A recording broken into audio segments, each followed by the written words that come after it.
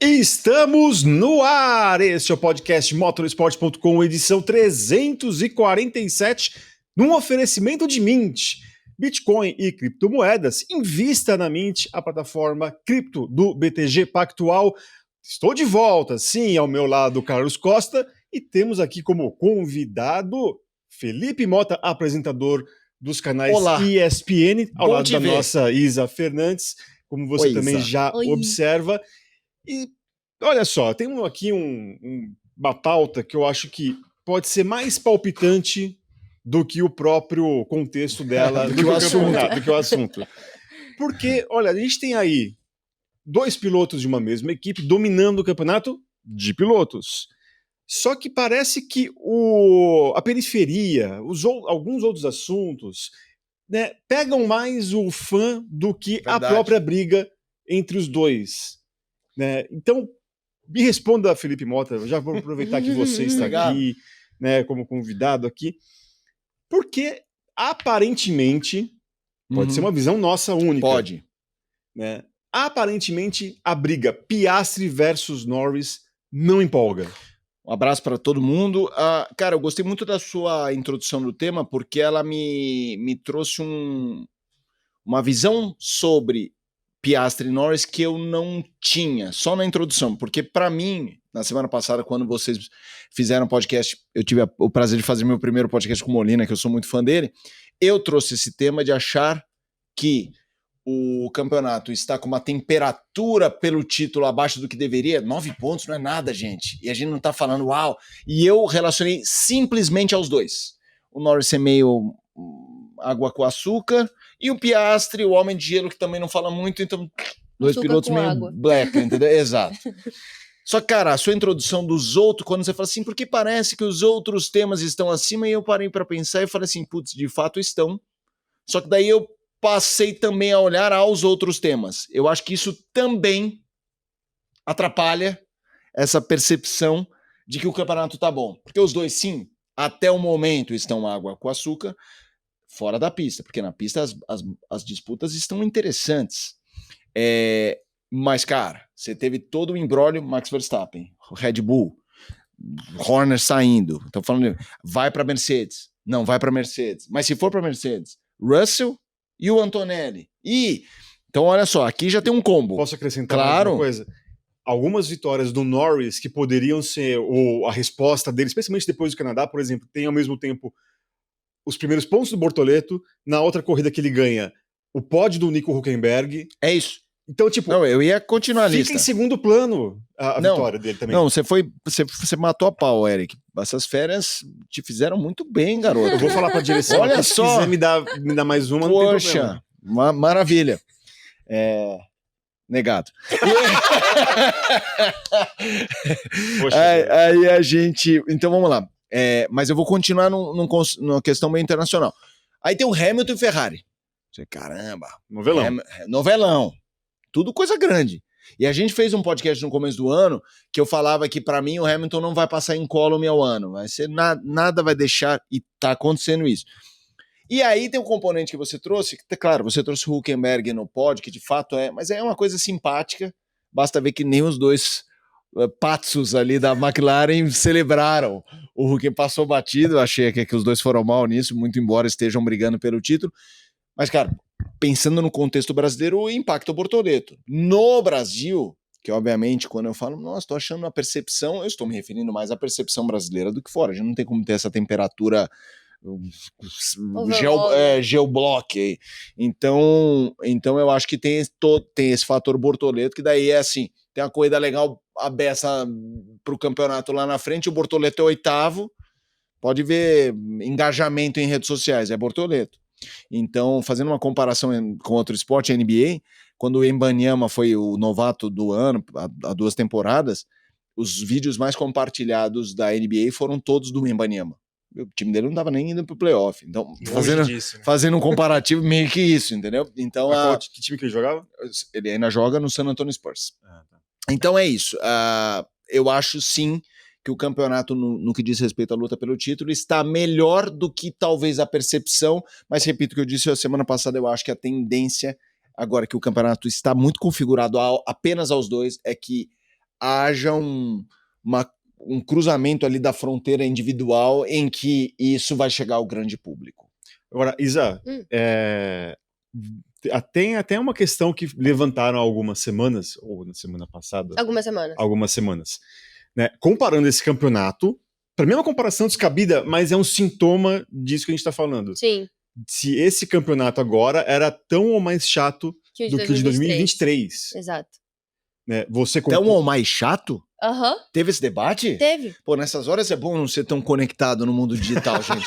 Teve esse debate. Com todo respeito, se tiver alguém aí, com todo respeito, pelo amor de Deus, mas conte. Teve esse debate. Foi logo, eu não lembro qual foi a corrida que gerou, né, foi depois a pergunta de Spa, se não me engano. Isso, exatamente. E aí pegaram ali os gráficos, né, de vitórias, e aí lá, McLaren, né, maioria das vitórias, obviamente, e uma outra de outras equipes, e aí levantaram o questionamento, tipo, como que as pessoas estão gostando desse campeonato?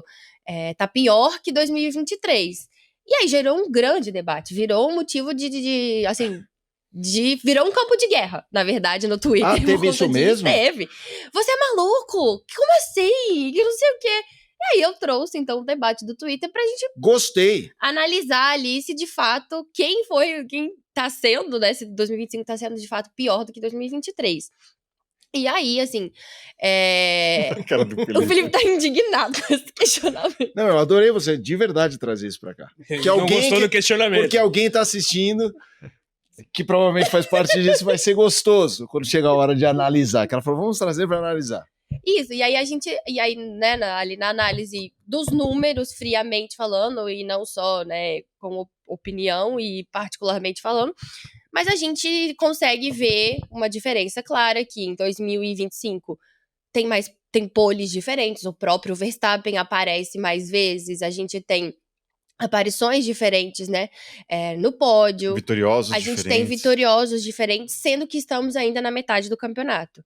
E os números de 2025 em relação a 2023 já são superiores dessa diferença em relação a 2023. Mesmo se a partir da segunda parte do campeonato agora só tenhamos vencedores da McLaren. Exatamente. Já tem ali a discrepância. Desculpa. Não, cara. O Felipe tá indignado. Não, porque assim, mesmo que a gente só tenha de vencedores da McLaren, mas se tiver vencedores da McLaren, são 2 vencendo do 2023, tinha um só. É isso, esse é o grande ponto. Gente, pra mim, assim... É muito simples. É que gerou... Então, é isso. E aí lá eu falo, a principal diferença nós temos 2 pessoas diferentes ganhando. Sim, a diferença entre o líder e o vice-líder é de 9 pontos. Em 2023 era o quê? 70? A gente sabe que vai ser a McLaren que vai ganhar, mas quem? A gente não sabe quem da McLaren que vai ganhar. Existe ali a imprevisibilidade. 2023 não, era o Verstappen e ponto. Todo mundo sabia que É que tem uma coisa, né? Assim, alguém levanta isso no Twitter ou alguma outra rede social. Obviamente vem uma galera que vai contra, mas vai ter sempre também uma outra meia dúzia e fala assim, olha, o que ele tá falando até que não é tão ruim não. E aí você tem uma arena em que todo mundo fica... Mas aí eu defendo o completo ignorar das 6 pessoas que você citou. Gente, não... É papo de louco, a Marra concorda, não, são incomparáveis. Só tem um argumento para 2023. Qual? Fernando Alonso. De resto, todo... e que acaba com 5 corridas. Acaba com 8 e sempre em corridas. terceiro, quarto, né? Mas era algo novo. E assim, é só esse argumento, não tem mais nada. Não é mais nada. Nada. Exato, eu coloquei lá, tipo, a única diferença é Alonso com o golfinho. Eu tô pensando, vamos analisar. Imagina que aqui tem um papel, aqui um carimbo. Vamos analisar. Analisado. Não tem debate. Isso. Entendeu? Não tem. É isso. Mas foi interessante, assim, porque a repercussão dentro nas redes sociais da matéria também foi muito grande, do tipo, como assim as pessoas cogitaram, e aí é o que você tá falando, cogitaram achar que 2023 não é pior que 2025, sendo que foi uma das maiores dominâncias da era moderna da Fórmula 1, assim, de uma pessoa. Eu vou trazer um exemplo que vocês vão entender, o público não, mas eu vou... Quando existem os concursos do motorsport.com, são pedidas resenhas sobre o campeonato anterior. E foi feito um concurso no motorsport.com em 2024 com a resenha de 2023. Aí eu te peço um exercício. Escreva uma resenha hoje sobre 2025 e escreva uma sobre 2023. Cara, 2023 é tudo igual. Sim. Max Verstappen. Hoje é difícil você até saber, claro, se você for pegar ali a disputa do título, você pega a McLaren. Mas tem tantos outros componentes. Sim. Dá pra uma pessoa só falar da Ferrari, só do Hamilton, a outra dá pra puxar pelo Max Verstappen, outro pelo Bortoleto. Imagina, tudo bem que eu imagino que a discussão era sobre os ponteiros, não sobre os pendores. Era sobre a árvore de Natal e não sobre as bolas e enfeites. E não faz nem sentido, porque pelo quando amor você de Deus. bota lá, assim, o gráfico, né, tipo, Red Bull, de vitórias, olhando exclusivamente a equipe. A pessoa não faz o disclaimer. A indignação do Felipe é Mas muito é boa. que gente- indignar é muito básico. Porque se rola uma insanidade coletiva, a gente não pode... Não, eu nem sei o que aconteceu. Gente, pelo amor de Deus. Outro dia eu fui participar de um programa de basquete que eu fizeram um corte que viralizou, que era assim, pra mim, Michael Jordan é o Pelé do basquete e não tem discussão. E também acho. Eu, Felipe, não respeito o debate. Só que esse é um debate que minimamente existe. Eu, Felipe, não respeito o debate. É porque eu falei isso. E aí mas minimamente, esse aqui redefiniu essa frase do não respeito dele. Isso não dá pra respeitar, pelo amor de Deus. Permissibilidade do conceito de Imagina. debate. O campeonato de 2023, ele entra na discussão de todos os campeonatos que alguém ganhou em algo. Pega os do Schumacher, que ele ganhou em agosto. 2002, 2004. É isso. Pega os campeonatos que, sei lá, vê algum que o Hamilton ganhou também com 5. É disso que a gente tá falando. Esse, pelo amor de Deus, cara. O 2023, apesar da dominância da Red Bull, teve boas corridas, mas quem levantou essa comparação com 25 tá ignorando as boas corridas que a gente teve, inclusive, em 2025. Sim. Não, e ignora todo esse contexto periférico do campeonato de 2025. Tem tanta coisa acontecendo e a pessoa tá focando em uma coisa só. Então ela não tá vendo, tá olhando ali igual, sabe, Total. quando o Google que coloca só o negócio. Vamos assim. voltar. Mas posso trazer a discussão para um ponto de sanção? Que eu quero ouvir vocês. O cara não tá quieto hoje. Por que vocês acham que o campeonato, em tese, traz essa percepção? É pelo fato dos dois, até o momento, não terem muito sal, os dois pilotos da McLaren, ou é realmente por esse tiro, porrada e bomba ao redor, que também rouba um pouco o foco? Tipo assim, a gente tem um molho melhor no resto, aí acaba a corrida, vamos fazer o programa.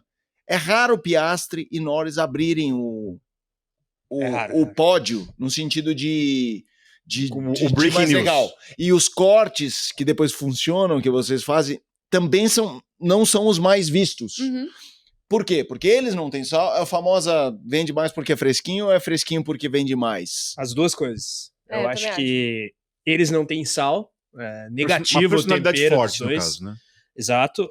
Não teve treta pra valer ainda. A única pretensa treta foi o GP do Canadá, que o cara que fez a cagada se ferrou e pediu desculpa pro outro, que saiu ganhando, então não teve nem por que ter treta. E você tem um Hamilton em crise, o Hamilton sozinho é maior que o Piastri e o Norris juntos, mesmo com ambos liderando o campeonato. A volta do Brasil à Fórmula 1, na ótica do Brasil, isso obviamente está acima de uma briga por título de dois pilotos sem sal. O Verstappen é a novela Red Bull, o Horner demitido, acho que as coisas se retroalimentam.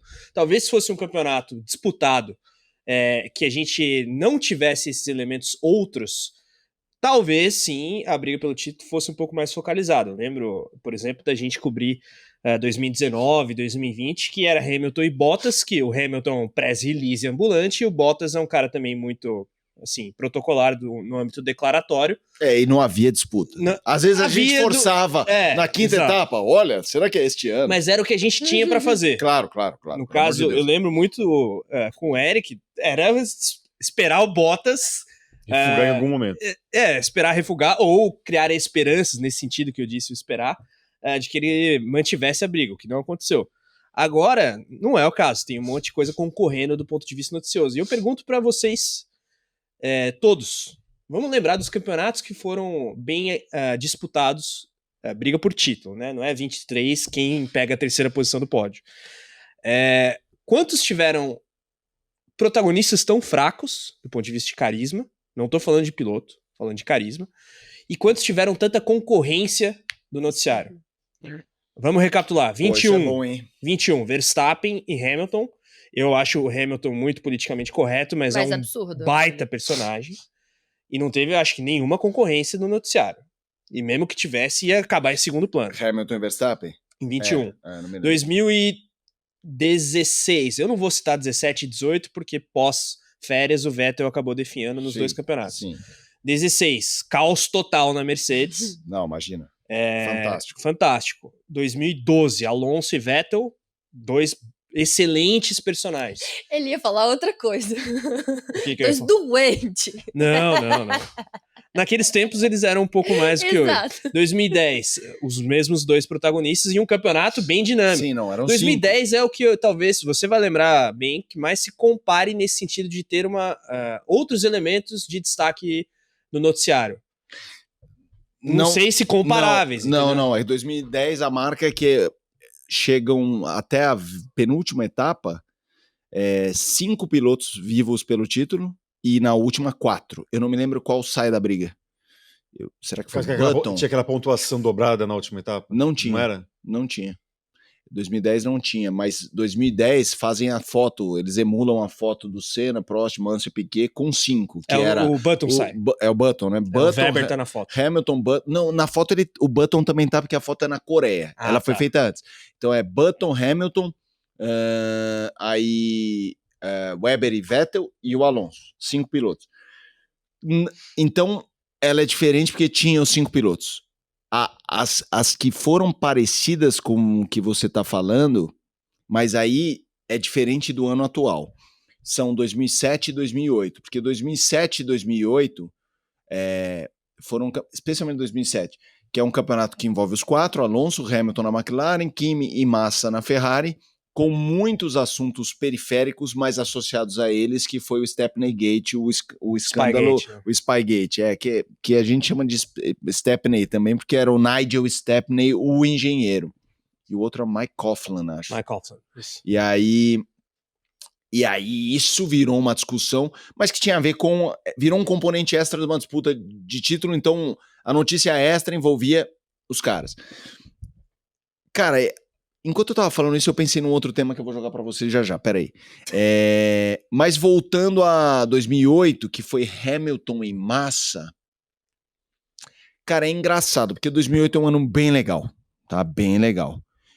Mas ele é um campeonato que envelheceu melhor do...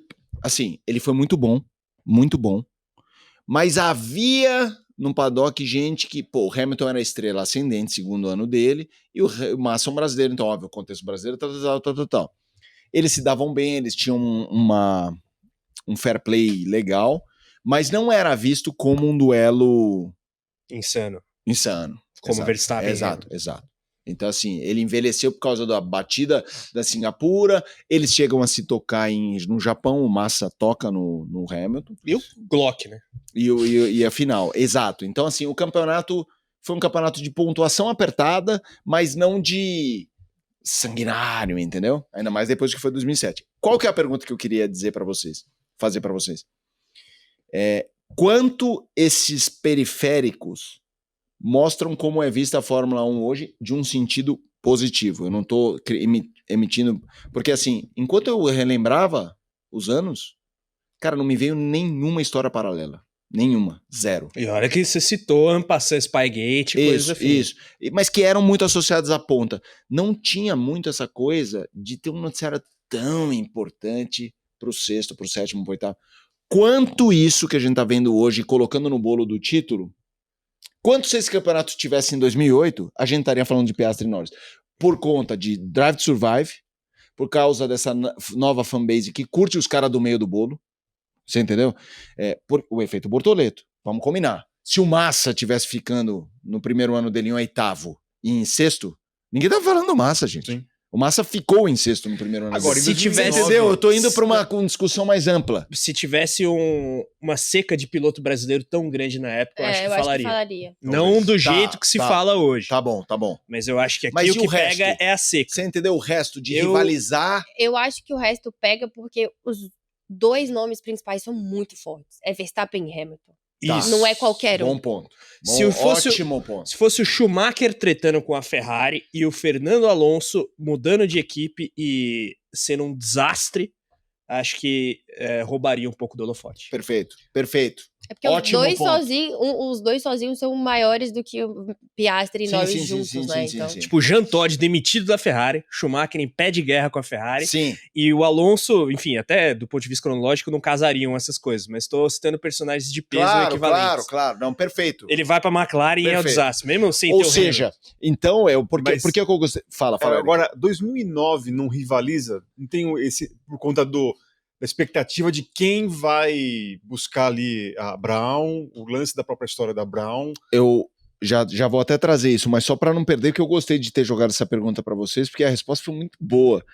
É isso, cara. Então, assim, quando a gente fala, o campeonato, a gente tá vendo uma coisa muito simultânea de coisas muito poderosas, cara. Assim, essa história do Hamilton na Ferrari e a história do Verstappen, isso tira uma energia do... Assim, é o famoso...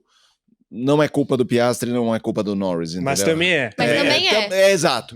Talvez na reta final, isso extrapole Não, e tudo isso mais. tem que prevalecer, Sem pelo amor dúvida. de Deus. Mas vamos lá, 2009, você diz...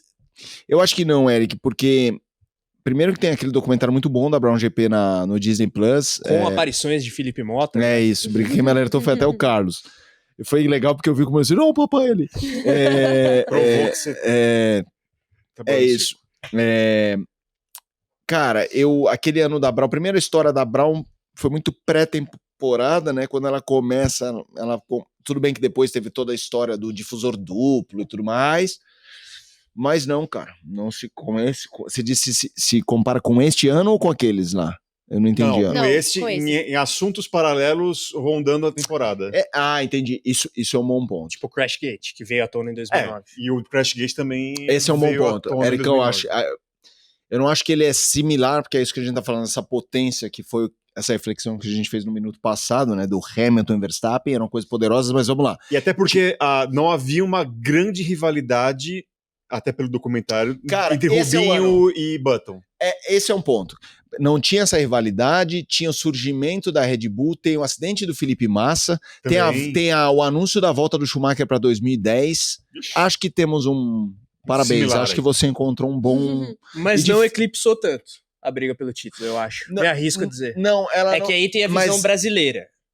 Eu proponho, por exemplo, para 2025, tentar pensar que você não é brasileiro e não existe o Bortoleto, e eu proponho para 2009 você tentar pensar que não é brasileiro e não é o Barrichello brigando pelo título. Não, sim, mas ela foi um campeonato não ruim, mas num fair play, num banho-maria, em que os grandes focos de explosão fugiram um pouco da disputa em si. Mas tem um elemento... Mas teve bons momentos, porque Barcelona, o Rubinho fica pé da vida com uma estratégia que é feita para ele perde a corrida e ele dá uma paulada. Que isso é tratado no documentário também. E existe uma tensão interna grande na Brown, e existe a ascensão da Red Bull que pavimenta o tetracampeonato do Vettel a partir de 2010. Cara, tem bastante coisa, mas eu entendi a proposta do Eric em jogar esse campeonato, e ele tem, eu acho que é o que tem mais semelhanças. Tem uma diferença muito básica, que é uma equipe que estava falida, que estava por sair do grid e ser campeã também. Que Sim, tá longe de ser a situação da McLaren. E no fim tem a disputa interna dos dois e tem o Vettel tentando caçar o Button, aquela coisa do Button sobreviver para ser campeão com um carro que já era pior. Tinha assunto. Mas vamos lá, tecnicamente falando, o Button quando abre uma super vantagem, a galera começa a chegar, ninguém chega a encostar como esse campeonato o tempo inteiro esteve encostado, matematicamente falando, entendeu? Tô até pegando a pausa de verão de 2009, Boa. você lembra mais ou menos? Foi o da Hungria, foi do acidente do Massa. Então, ó, a Hungria foi o último antes do retorno, né, que foi o GP da Europa O Rubinho disputado em fim de agosto, 22, eu vou te falar a data, 23 de agosto. 23 de agosto. Sabe por que eu sei? Porque o sábado eu levei minha mãe, sábado foi aniversário da minha mãe, a gente saiu pra jantar. Gracinha. Foi em Valência. 23. A última vitória do Brasil no Fórmula 1, não? Não, depois teve não, a teve Monza, Monza. é verdade. É. Mas A 100ª. 72 pontos pro Button chegando. Aliás, isso aqui é Isso- depois da corrida. Da Hungria? Depois da corrida da Europa, do GP Não, da Europa. mas Vamos pega pegar o- na Hungria. Vamos ver aqui. Pontuação depois do GP da Hungria. 70 pontos do Button, vejam o cenário. O Felipe eu acho que vai ter aí memórias divertidas. Mark Webber, 51,5. O Weber em O segundo? Weber em Eu não segundo. diria isso. Sebastian Vettel em terceiro, 47 pontos. Rubens Barrichello, quarto, 44 pontos. O Barrichello não era nem o segundo colocado. Nossa, já nesse ponto já não era o segundo. Não, mas não era, porque depois que ele melhora, ele ganha duas. A segunda metade dele. 70 para 51,5, só pra gente ter um paralelo, se fosse 70 para 50, a vitória valia 10. É como se tivesse 50 pontos hoje. É bastante. É muito. São vários pontos. Então, de fato, foi um campeonato. E assim, por mais que o Button começou a cair, não foi o mesmo cara que começou a ganhar sem parar. Então, ele foi um campeonato morno. O Button ganha as primeiras 6, ou 6 das primeiras 7. É isso, porque na China quem ganhou é o Vettel. 6 das primeiras 7. 6 das primeiras 7. Cara, então não tinha um campeonato. Time de 17 Então, é- nesse aspecto, a sua comparação ela é boa, mas a matemática do campeonato Agora esquenta é bem na mais segunda pegada. metade, entendeu?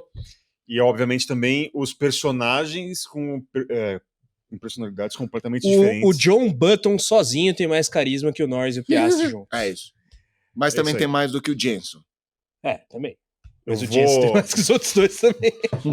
vou querer falar da personalidade de cada um dos atuais contenders do título de 2025 da Fórmula 1 daqui a pouquinho, porque eu tenho um recado muito importante para você.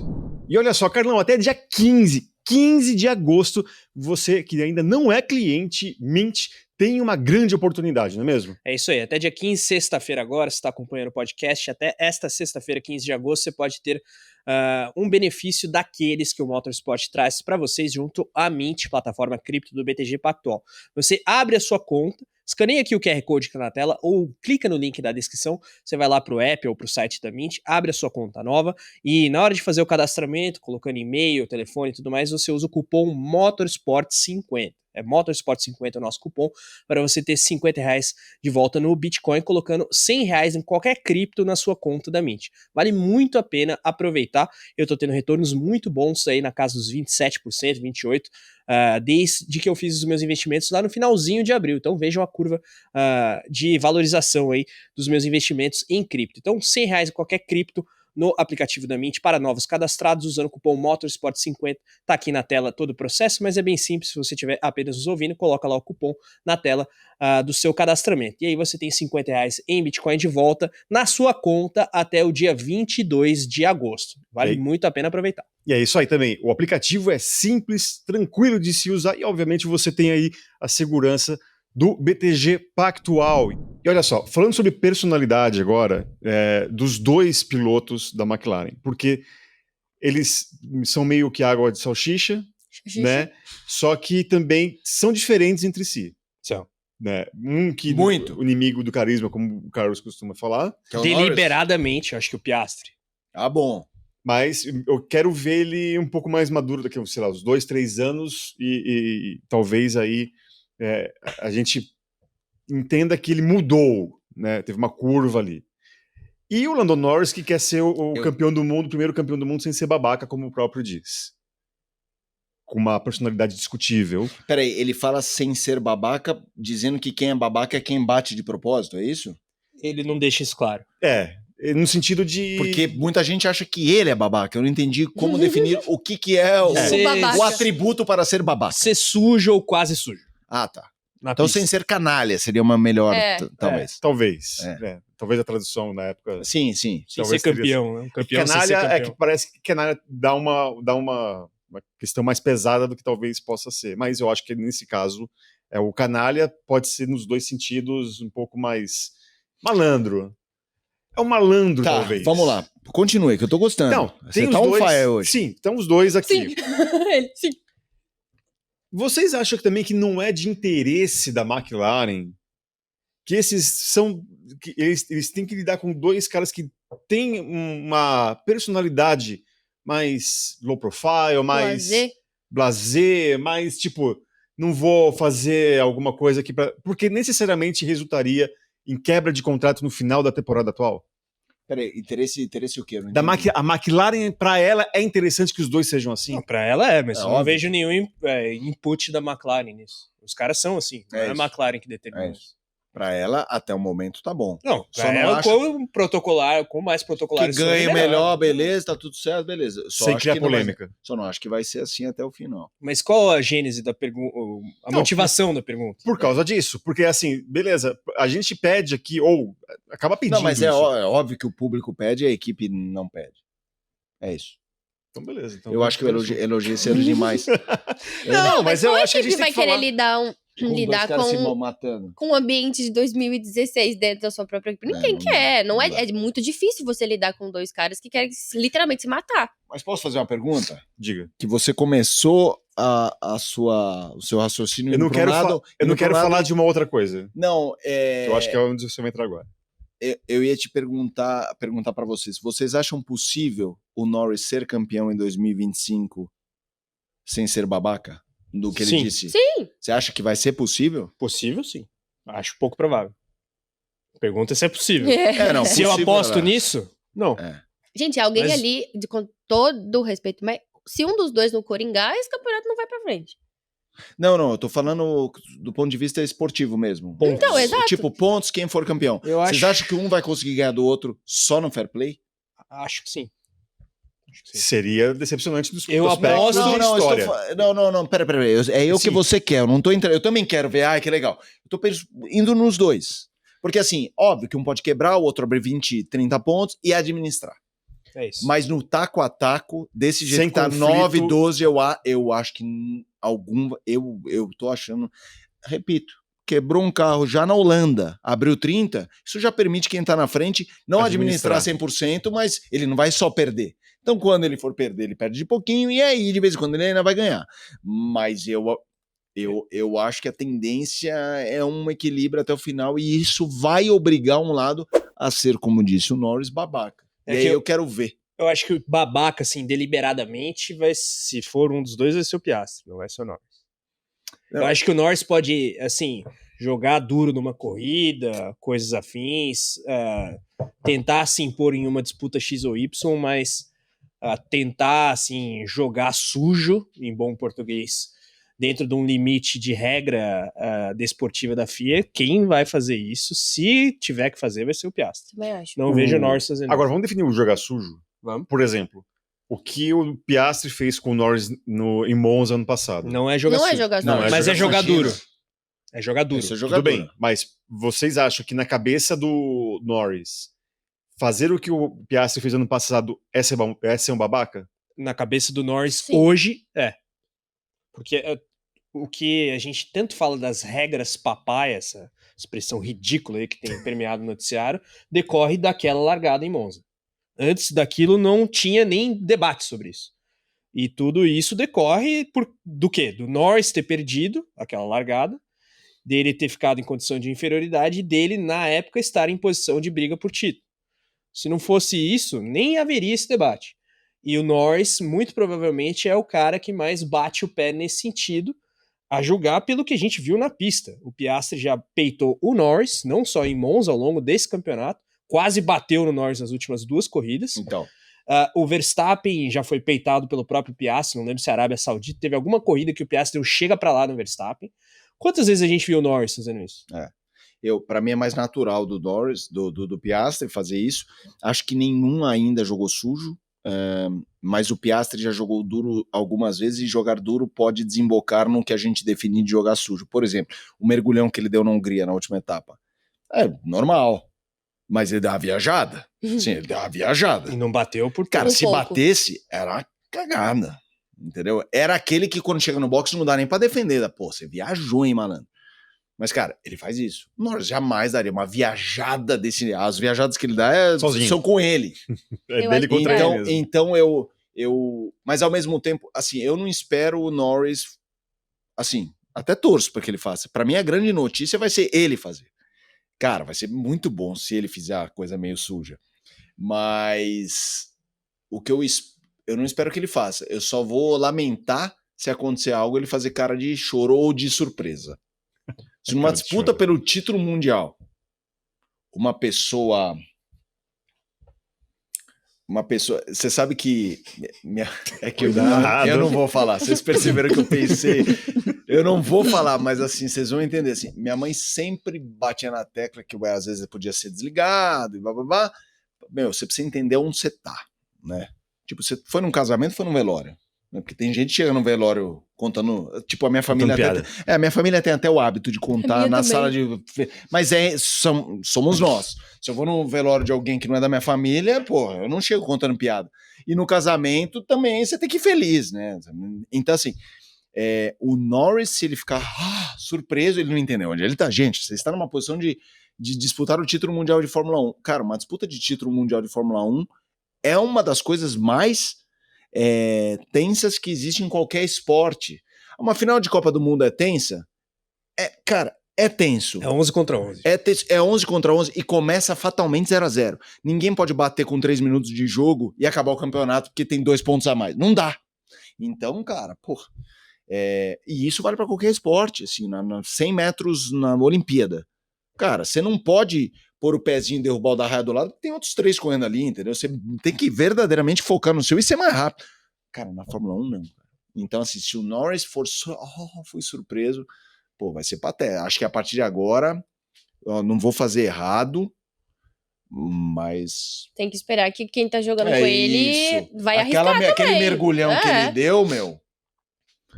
Porra. Agora... E não é de se espantar que o Piastri vá se arriscar mais do que ele. Mas o quanto que o Piastri pode propiciar um Norris mais combativo, aliás. Desculpa. O quanto o Piastri pode inspirar? Vamos supor, nas próximas 2 classificações o Norris crava o Piastri, reverte a situação de campeonato, ganhando as corridas, né, caso ele consiga largar bem ou ganhar por qualquer motivo. E aí a matemática se inverte. O Piastri já começa a pensar, bom, vou ter que abrir a caixa de ferramentas, para usar uma analogia futebolística. E aí ele abre a caixa de ferramenta e dá alguma merda. Quanto que isso não pode fazer o Norris começar a, digamos, devolver na mesma moeda?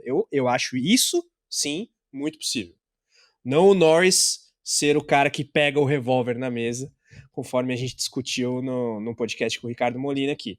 Eu acho que ele pode ser reativo. Não vejo ele propondo o caos ainda. A não ser que chegue daqui a, sei lá, 7 etapas no campeonato. É um campeonato longo, né? Faltam 10, 12, não lembro. Dá uma olhada aí, Eric. 10. 7 já vai ser tarde. Daqui a 6 etapas chega em uma situação de ampla desvantagem pro Norris. Aí também ele tem que fazer isso, né? Sim. Senão ele vai entregar de bandeja. O que eu queria fazer uma comparação bem... Ela é razoavelmente estúpida com a nossa profissão, mas ela não é. Gente, você ser campeão mundial é um cavalo selado que aparece... Uma vez. E olha lá. Você não pode contar. Teve campeão que falou assim, eu sou bom pra caramba, eu mudo de equipe, vocês sabem de que eu tô falando. E nunca mais foi. Nunca mais foi, cara. Então, assim, se o piloto... A gente tem que entender essa busca do limite. E aí eu vou fazer a comparação com a nossa área. Assim, no jornalismo existem várias ramificações, né? Mas vamos para a que eu acho que é a mais complexa, que é narrador esportivo. Cara, quando chegar o Brasil para ser hexa, assim como foi penta, como foi tetra, como foi tri, ou uma ou 2 vozes vão narrar esse momento histórico. Não é à toa, falo isso numa boa, porque como eu já narrei, mas não sou narrador, não à toa é a área de maior dificuldade de relacionamento entre os profissionais. É muito comum você ver narrador que não se fala. Por quê? Porque nessa construção tem não é um puxar de tapete, mas um barganhar uma escala melhor aqui, porque essa é uma lógica que eu citei a Copa do Mundo. Cara, agora pega a final de Champions, Olimpíada.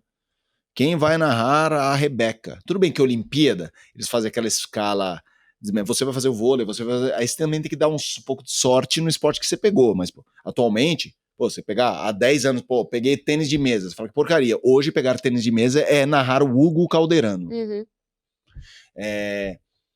Por que eu tô fazendo essa reflexão? Para tentar tirar desse patamar que é intangível, porque ninguém aqui é piloto de Fórmula 1, e ir para uma área que minimamente alguém pode, se você for advogado, de repente imaginar as instâncias maiores, tudo mais, mas na nossa é um narrador, cara. E assim, eu conheço inúmeros narradores que você mal pode falar do nome do outro numa conversa.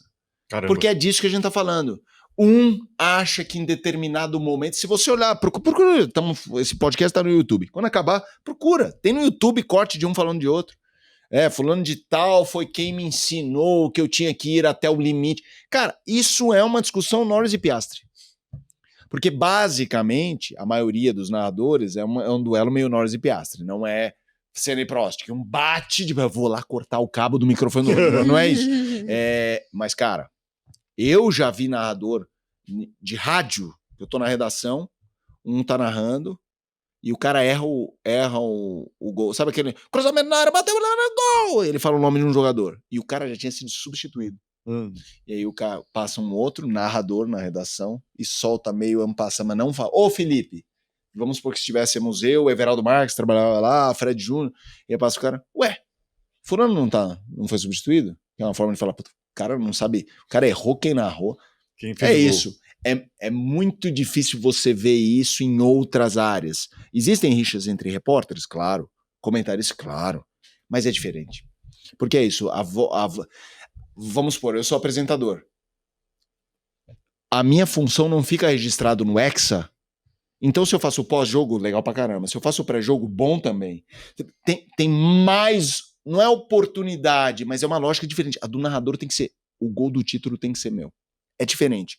Então, assim, eu me alonguei para fazer uma reflexão de algo que pro público, poxa, assim, eles devem estar falando, quem são os caras que não se falam? Pô, tem vários. Se a gente chamar na entrevista alguns intrusos da pista ou correspondentes, tem entre eles. Mas é uma lógica do... Só tem esse momento, cara. E Norris e o Piastri vão viver 4 meses de pensar, só tem esse momento. O ano que vem. Não existe ano que vem. Não existe ano que vem. Não existe ano que vem. Até porque ninguém tem certeza do que vai ser a ordem de forças ano que vem. É isso, do McLaren, ou é isso, se eu perder o ano que vem eu ganho, vai ser na mesma. Não tem. E cara, quando você chega a algo que é único, que é o que você virou, e você tá diante pode ser hoje, ou pode não ser nunca mais, é que isso é difícil. Por que eu tô propondo isso? Pra gente entender um pouco o que os caras fazem. Pensa na sua vida o que você pode falar, ou é hoje ou não é nunca mais. Meio que não tem. Você entendeu? Meio que não tem. Eu tô refletindo aqui, eu tô me perdendo, na verdade. Mas foi uma Porque boa... eu fico refletindo O pai da Isa trabalha, pra quem não sabe, o pai da Isa é um grande cinegrafista. Pode ver, sabe disso, narrador que não se fala. Imagina. O narrador não se fala, muitos não se falam. O Mauro Betti tem uma frase maravilhosa. Mauro Betti escreveu milhares de livros. Ele brinca que o último livro que ele vai escrever é sobre narradores, porque ele tem que escrever e morrer. Porque assim, eu vou escrever, aí, explode o ambiente. Ele vai abrir a caixa de Pandora. Imagina. Genial. Deixa alguém de confiança com o Enter, o Publish, ali na versão online. Quando ele partir dessa pra melhor, que o negócio é tenso. Diga, Eric. Não, é isso. Ele estava falando, é quase que uma briga também semi-silenciosa. Você falou do cara da redação, ele não pode externar.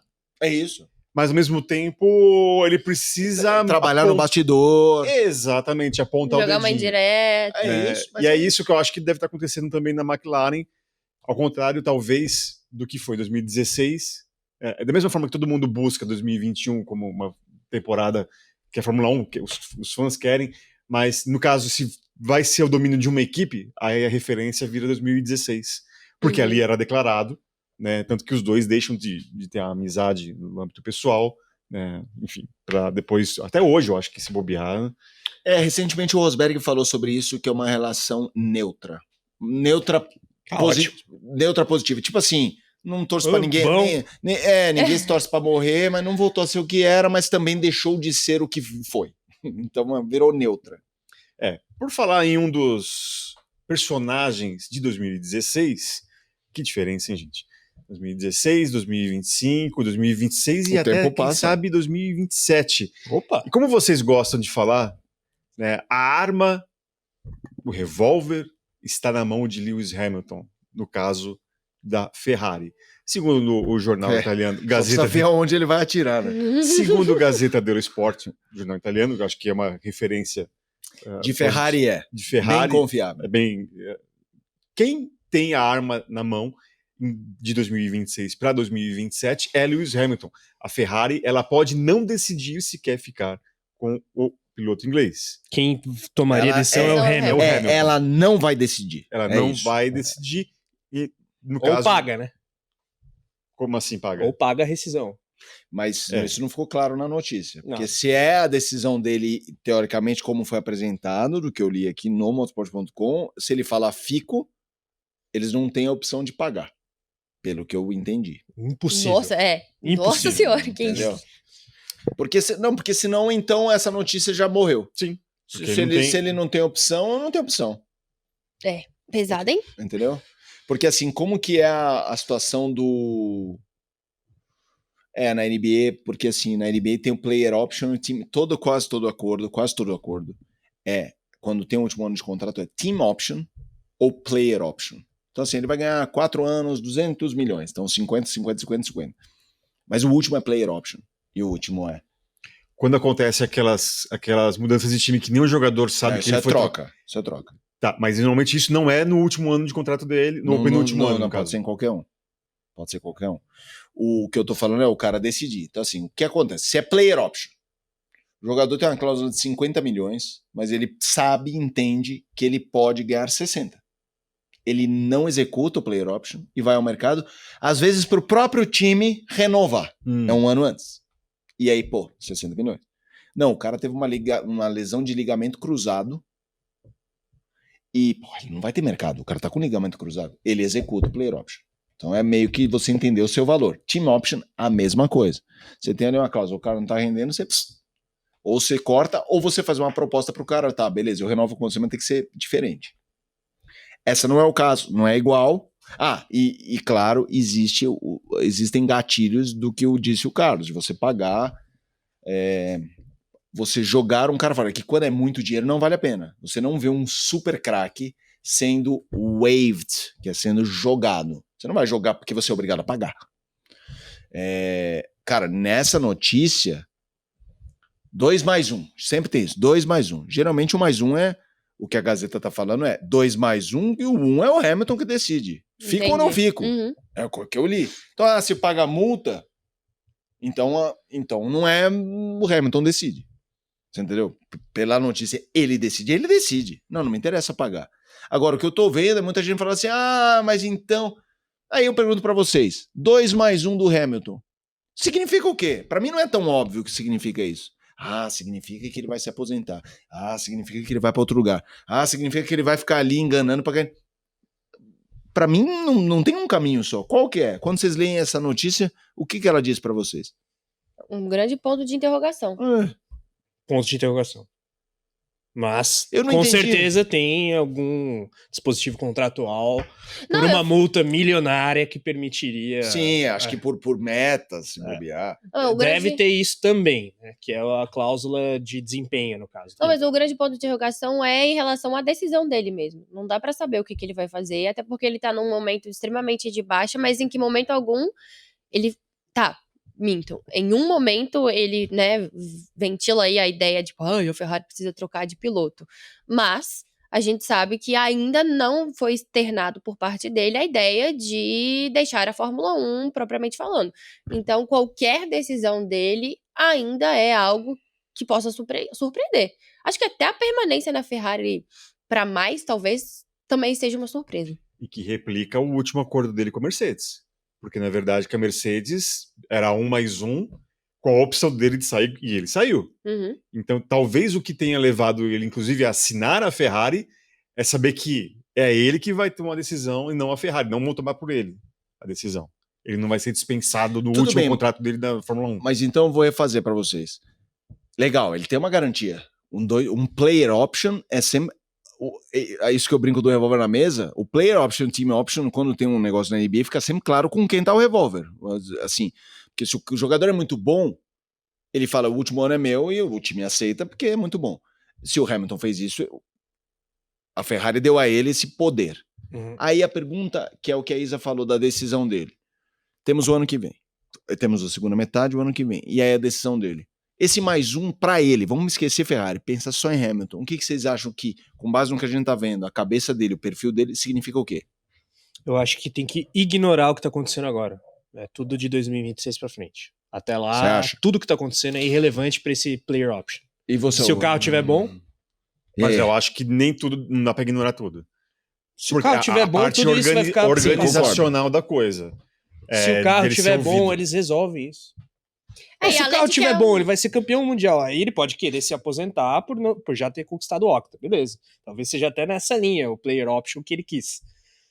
Se eu for campeão, eu não vou querer outro ano, vocês que se virem aí. É legítimo. Mas vamos supor que ele tenha um carro competitivo, talvez não seja campeão por qualquer motivo, e veja que tem uma chance boa para 27. Aí, É que eu essas acho questões que, organizacionais, elas se resolvem. é que eu acho que aí o player option é ele tomar a decisão que ele quiser. Dane-se. Mas, Ele não mas quer- o contexto não é isso. Não, Não, no mas é sentido, isso. Não, eu sei. Eu tô falando que no sentido que talvez tenha algum tipo de orgulho em não ser dispensado no meu último ano de contrato na Fórmula 1. Mas Eu quem garante quero- que é o Ah, último não, ano de isso, contrato isso, dele? isso é um bom ponto. Também Eu acho quero- que pode ser isso. Não Por quero mais ser chutado. bobagem que isso possa parecer da cabeça de algumas pessoas, mas acho que pra ele isso é importante. Pelo perfil dele, pra mim, eu acho que ele é Mas importante. isso eu concordo contigo, mas também acho que daria pra mesmo ser um player option ele ter essa conversa com a equipe do tipo, se vocês perceberem que vão me dar uma bicuda, A gente vamos alinha. fazer de um jeito que eu anuncie minha aposentadoria por N motivos. Mas eu entendi o seu ponto, acho ele justo, ele válido. Também acho como o Carlos, se o carro for bom em 2026, esquece 25, não existe. Dá pra fazer uma comparação em outro contexto, Felipe Nasser, os 2 anos dele. Primeiro ano maravilhoso, se tivesse uma chance teria arrumado outro lugar. O segundo foi uma porcaria por tudo que aconteceu na equipe. Um não tem nenhuma, não são vasos comunicantes, né? Eles não têm nenhuma relação. A minha questão é, se 26 for parecido com 25, o que vocês acham que ele faria o player option? Vaza. Você acha que ele Não vaza? tem a menor discussão. É? Ele não pensaria em mais um ano pela grana? Não, não precisa. Não. Agora, tem uma questão também, Carlão, que eu acho que, assim, eu insistindo no meu ponto, a questão interna na Ferrari. Ah, beleza, o carro bom, mas o carro bom é pra ele e pro Leclerc. Não, mas Aí cabe a ele cravar o É que Leclerc. ele tá mas ele tá Não, considerando, mas eu acho que internamente- o raciocínio do Sim. Carlos, é que aí o raciocínio do Carlos é o raciocínio do Carlos, pelo que ele apresentou aqui, ele tava imaginando ele com um bom carro na ponta, assim, bem. É que aí é o trabalho dele, isso. né? A Mas- Ferrari não pode fazer nada. Mas vamos lá, se o carro, vários caminhos, se o carro é médio assim, segunda força, não é campeão, mas ele tá andando na balada do Leclerc, sim, eles estão bem iguais, mas assim, terceiro, vocês acham que ele renovaria? Vocês acham que a renovar esse player option é em função do carro para ganhar e ser campeão? Ou ele entendendo onde está o nível dele perante os outros? Carro para ganhar e desfazer qualquer mácula que porventura fique de 2025. Se ele tem o segundo melhor carro do grid, não vai ser campeão da Fórmula 1 em 2026, e crava o Leclerc, nem que seja por uma margem mínima, e vê a possibilidade ali de aumentar as estatísticas dele, nem que ele não seja campeão em 27, ou com Você vistas acha que a um ele eventual fica? título, eu acho que ele fica. Se ele... É que assim, Ele de precisa hoje ver para que vai. amanhã, Aham. ele precisa ver que vai, ele precisa mensurar o que tem de retorno positivo para ele e o quanto ele tá com tesão de disputar 24 corridas no ano. Putz. Mas eu acho que sim. Sim, É que ele pode simplesmente agora falar, tô de saco cheio, independentemente dessa crise, Claro. valeu, falou, vou fazer o que eu quiser. Que ele pode totalmente fazer isso. Agora, imagina um fim de carreira do Hamilton, não é campeão, beleza. Mas ele vai lá e ganha várias corridas em 26 e em 27. Primeiro, ele deixa o ano ruim de 25 para trás, ele deixa 24, 23 e 22 para trás. 21 vai ser sempre algo que depõe em favor dele, Abu Dhabi, não o campeonato. Ele vai ter sempre esse speech, como alguns gostam de dizer. E ele vai terminar como um múltiplas vezes vencedor de corrida com a Ferrari e Molano, os dois maiores rivais recentes dele na Fórmula 1. Os maiores rivais recentes já envelheceu mal, né? O maior rival antigo dele na Fórmula 1, Fernando Alonso, e um rival que já não é mais tão rival assim, Sebastian Vettel. Ele vai ter feito o que o Vettel e o que o Alonso fizeram, vai deixar para trás um passado ruim e vai curtir. Agora, ele tem que ver se ele de fato vai curtir. Eu não acho que é necessariamente conectado à possibilidade de título mundial, embora óbvio que esse seja o fator número 1. Ele tá claramente na Fórmula 1 hoje para ser octacampeão. Mas se ele vê que em 26 e 27 ele vai ganhar a corrida, vai brilhar, vai ser tipo o que o Verstappen é hoje, o melhor piloto do grid. Vamos colocar assim, no pound for pound dele. Eu acho que ele tem uma chance razoável de ficar. Interessante. Ok? Talvez, eu acho que assina embaixo. Parabéns, Carlão. Obrigado. Alguma coisa, Isa, você quer acrescentar sobre Hamilton? E a gente vai falar agora sobre uma possível mudança no mercado, ou o início de um fim de uma novela, mas antes, fique esperto, aqui na sua tela você tem o QR Code que você pode baixar o aplicativo da Mint. Vai lembrar que podcastmotorsport.com é um oferecimento de Mint, Bitcoin e criptomoedas. Invista na Mint, a plataforma cripto do BTG Pactual. Corre aí, em promoção até dia 15 para você ter R$50 de volta aí no Bitcoin, colocando R$100 na sua conta nova na Mint. E esse valor você recebe em quanto tempo? Até o dia 22. Isso, 22 de aniversário. agosto. Olha só, Dinheiro na conta até dia 22. olha como são os prazos da promoção. Dia 15 é o meu aniversário. E E dia 22 é o da minha mãe. É. Então, assim, a promoção é válida até o meu aniversário, dia 15. E você recebe o valor com o código Motorsport Motorsport 50. Motorsport 50 até o aniversário da minha É mãe. uma ótima forma de você explicar isso no grupo da família. Boa! Eu vou fazer isso mesmo, boa. Olha só. Fim de novela? Interrogação, como diria o grande Roberto Avalone. E fim de novela mexicana? Né? Porque será que finalmente a Cadillac vai sair do zero? Vai falar pelo menos um dos seus assentos? Segundo o site Planet F1, Sérgio Pérez será anunciado como o primeiro piloto da Cadillac no GP da Itália, em Monza. Finalmente, o que vocês acham? Eu acho que Felipe Mota pode falar sobre... Quero Sérgio ficar por último. Vai ser por último? Então beleza. Isa, no reta final a gente aqui desabafou sobre essa novela da Cadillac. Eu não dou mais conta. Tá chato, né? Mas é o que, pra quem não assistiu, né, o reta de segunda-feira, mas o grande ponto qual é a vantagem, o que a Cadillac ganha com essa demora? Eu não vejo vantagem, a não ser de fazer um grande leilão das suas duas vagas e tentar se colocar como algo até maior do que botar essas duas vagas maiores do que elas realmente são, porque ela tá perdendo um tempo precioso, na minha opinião, de já colocar os dois pilotos para trabalharem juntos, para se entenderem, para se ambientarem, para ver, né, ali fábrica, para poder entender como vai ser a dinâmica.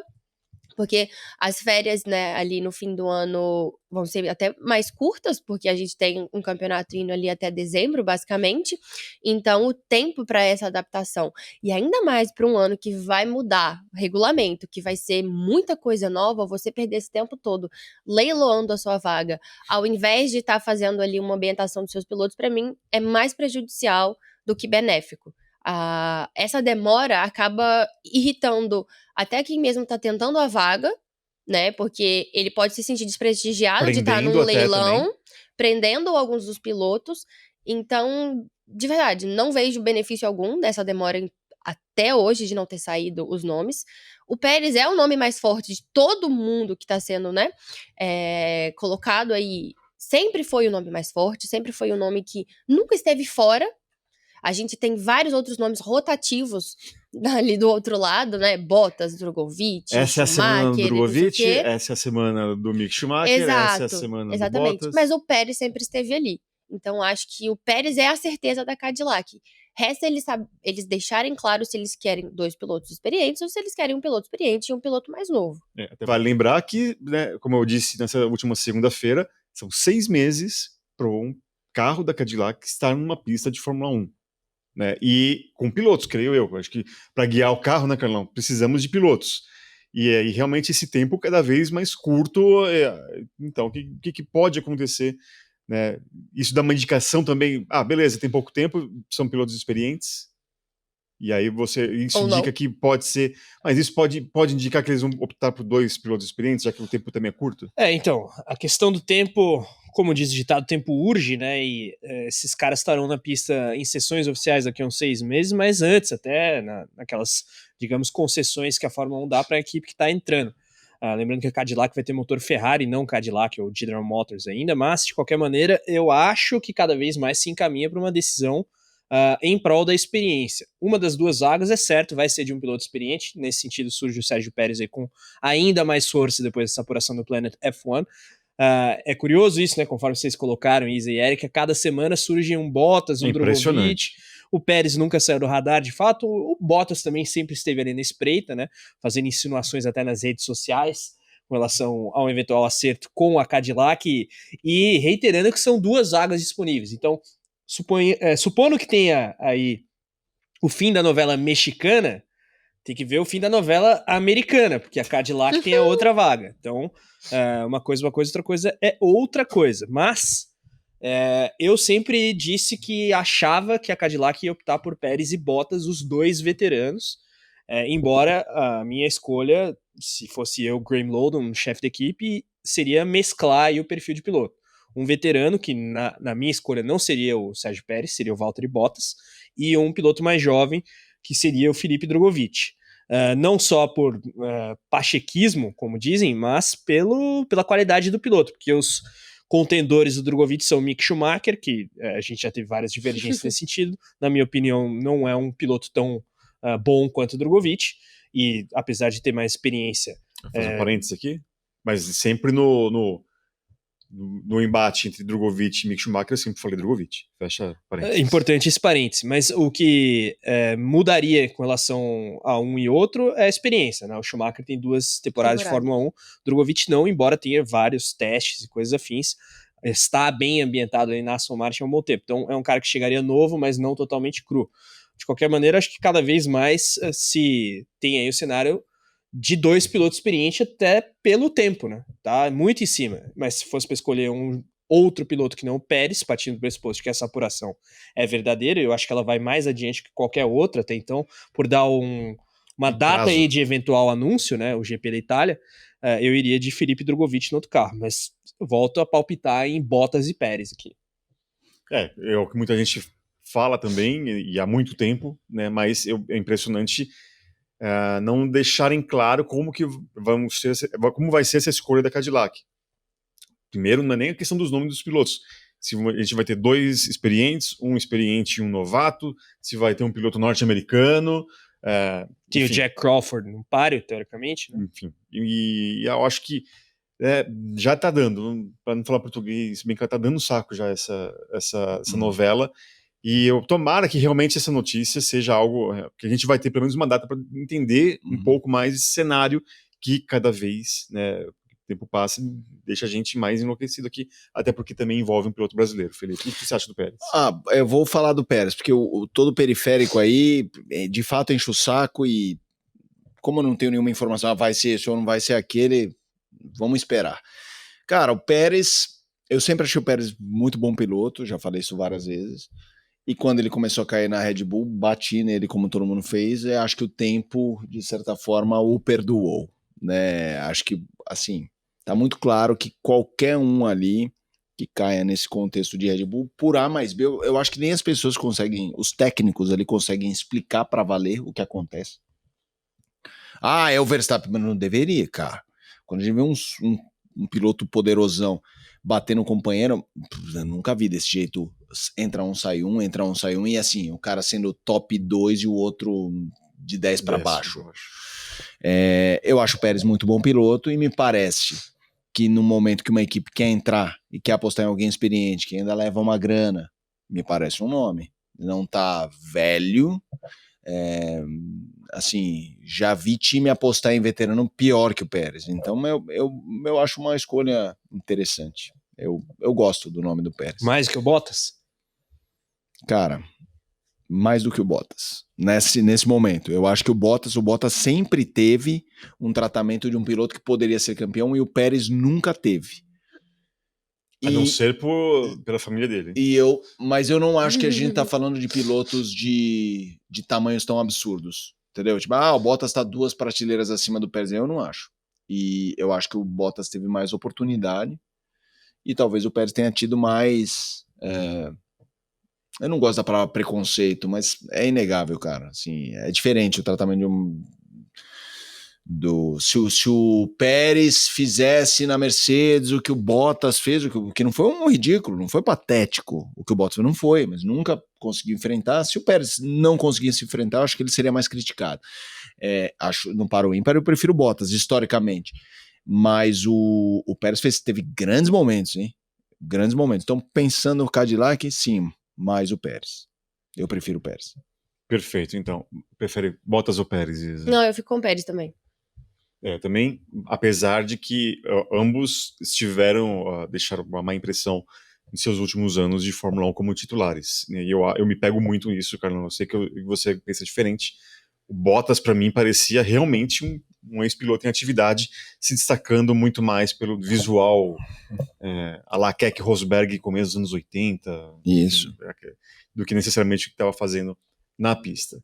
Olha só, quero agradecer demais aqui mais uma vez a participação de Felipe Motta aqui no nosso podcast e também lembrando que ele será chamado em breve para Obrigado. temas mais palpitantes e quem sabe já com definições com a Fórmula 1, né, com os seus 2 primeiros colocados se pegando Indefinidos ainda, no caso. mas dando porrada um no outro, quem sabe esse negócio de deixar de ser babaca, não sei o que, não, meu, ele foi um F, ele foi um C comigo. Obrigado, Felipe. Valeu. Não, eu também quero ver a temperatura Ah. crescer, mas eu também não acho que precise. Assim, eu acho que tem elemento suficiente pra gente já curtir esse campeonato. Definitivamente não é 2023. Não. Obrigado a Isa, muito obrigado ao Carlos e sempre lembrando que o podcast motorsport.com é um oferecimento de Mint. Mais uma vez você observa aqui o QR Code na tela, baixa já Mint, lembre-se, MYNT. Voltaremos na próxima... QR Code na tela e link na descrição para quem porventura estiver Exatamente, nos ouvindo. obrigado por lembrar do link, Carlão. Voltaremos na próxima semana. Um grande abraço a todos. Tchau, tchau.